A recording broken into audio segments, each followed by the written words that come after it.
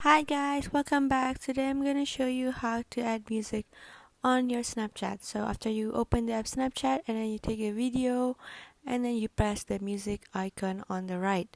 So after you press on it, you can just pick any song you want. So here you can search or you can just pick anything that's popular. Hold me closer, hold me closer. Then you can press and hold to pin, or you can just press and move around the writing of your song. So now you can also add another video by frame to your video. So this example, I'm taking another video, so just press on it and then let go once you're done, and then you can see the result is like so. And once you're done editing, press send to, and then you just pick to anyone you want to send to, and then that's it. So I hope it's useful, and thank you for watching.